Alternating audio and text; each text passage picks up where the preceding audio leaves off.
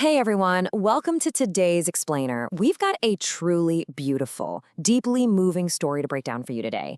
It's a classic tale called Baarish ghareeb mehmaan, which basically translates to the guests of the poor in the rain. But look, this isn't just some simple fable. We're going to do a deep dive analysis into the life of a man named Diru and his wild, life-changing journey that perfectly illustrates the incredible power of karma. So let's just dive right into it. Picture this for a second. Before we even meet our main character, would you actually help a stranger if you literally had nothing left yourself? I mean, that's a huge moral dilemma, right? It's pretty easy to be generous when your pockets are full, but your true character is tested when you're running on absolute empty. Keep this question tucked in the back of your mind as we go, because it is the core of everything we're about to explore. All right, part one, the wrath of the rain and poverty's heavy burden. So, we meet our protagonist, Diru, and his wife, Kadri. They are already living in extreme poverty, but then this relentless, week-long rainstorm rolls in and just pushes them to the absolute brink. On day one, they are barely surviving. The roof is leaking everywhere, the dampness seeping right into the walls, and what little food they have is rotting. By day two, out of pure desperation, Diru braves this violent storm just to beg for work at the wealthy local landlord's warehouse, and he manages to earn a tiny bit of cash. But then, day three, the true tragedy hits. The rainwater from their leaking roof drips directly onto those paper notes overnight, totally destroying the money. Imagine that, all that suffering out in the storm, completely wiped out in an instant. And you know, as if the financial ruin wasn't enough, Diru gets mocked relentlessly at the warehouse. The villagers constantly sneer at him, saying things like, "You're an orphan, you have no family, no relatives, you're just a jinx." His social isolation is just heartbreaking. He's asking the universe what he's done to deserve this, but he's only met with this cruel bullying simply because he doesn't have blood relatives to stand up for him. Which brings us to section 2, welcoming the unknown, or Atiti Devo Bhava. Despite being totally penniless and soaked to the bone, Diru's life takes a crazy turn. He spots a couple stranded under a tree out in the freezing rain. Without even a second thought, Diru insists these travelers, Rahman and Junkie, come back to his home. He walks them through the door to Kajari, and you'd think she'd be stressed, right? Nope, her face lights up. She rushes straight to the kitchen to cook a warm meal from their absolute last rations. In India, there's this profound cultural tradition called Atiti Devo Bhava, meaning guests are like gods. And Diru and Kajri honor this completely. They treat these total strangers like absolute royalty. Moving right along to Chapter 3, The Cruel Verdict, and Talker's Unforgiving Greed. So, over the next few days, the four of them bond, like deeply. But Raman catches a severe fever from being out in that storm.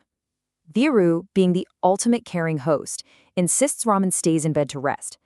But this means Diru has to face that hostile warehouse entirely alone, all while quietly fighting off a fever himself. He's weak, he's exhausted, and his hands slip. A single sack of grain falls into a puddle and is ruined. It's a total accident. But for those malicious villagers, it's the perfect excuse. They drag a terrified Diru right in front of the cruel landlord, Thakur. And this moment right here perfectly captures the sheer greed of the Thakur. Diru lost one single sack, right? But the Thakur hands down this wildly unjust punishment, demanding Diru repay him 3 whole sacks of grain. 3! He tells Diru he's banned from working until this impossible debt is paid off. It's just a fabricated, cruel ultimatum that leaves Diru sobbing, thinking his life is completely over. Now we hit a massive turning point. Section 4, The Truth Revealed, A Wealth of Relationships. As Diru and Kajri are in the other room just weeping over this impossible debt, Janki secretly overhears their despair. She immediately alerts Rahman, and they realize they can't just stand by anymore. It's time to step in. See, Diru is materially poor, but he is incredibly rich in heart and empathy. And Rahman? Well, it turns out Rahman isn't some poor traveler at all. He is actually a highly successful, wealthy city merchant. He deliberately hid his wealth because he felt poor in authentic relationships. He just wanted to know if anyone would care for him as a normal human being. Well, Diru passed that test with flying colors. The tables turned so fast here. The very next morning, Raman hands Diru this massive stack of cash. Diru marches right up to Tucker, essentially throws the money for those 3 sacks right in his face, and quits on the spot, leaving the corrupt landlord absolutely stunned. But it gets better. Realizing that Diru is literally the most trustworthy man he has ever met, Raman offers him a highly lucrative business partnership. Just like that, Diru's life is totally transformed. Which brings us to our final section, a bond across lifetimes, the ultimate reward. To celebrate this amazing new business venture, Khosrow surprises Thiru with a brand new kurta so he can look like a respectable businessman. As Thiru is changing, pulling his old clothes off, his neck is exposed, and suddenly, Raman just freezes. Right there, etched on Thiru's skin, is this incredibly distinct, undeniable birthmark. Raman just stares in pure disbelief and whispers, "You are my brother. I have the exact same mark." I mean, what a massive plot twist. Raman explains how his mother always told him about a brother who was lost when they were just babies. These two men, who were thrown together by a devastating storm and a pure act of kindness, are actually long-lost siblings. The orphan, who was mocked by the whole village for having no family, he just found his own flesh and blood. So in the end, the scales of karma perfectly balance out. The two brothers merge their businesses and end up uplifting the entire village. Over time, Tucker maintains some of his wealth, sure, but he is left with absolutely zero respect. But Dhiru, because of his honest work and his radical selflessness, he becomes far wealthier and infinitely more respected than that cruel landlord ever was. Karma literally came full circle. So, let's wrap up with this final thought.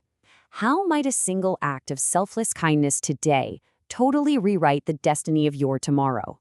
Dhiru had every reason to be bitter and just close his door to the world, but by opening it out of pure generosity, he quite literally let in his own salvation, his brother, and his ultimate destiny. Generosity, especially when life seems its absolute darkest, is without a doubt our most powerful force. Thank you so much for joining me for this explainer today. I really hope this story sticks with you for a long time.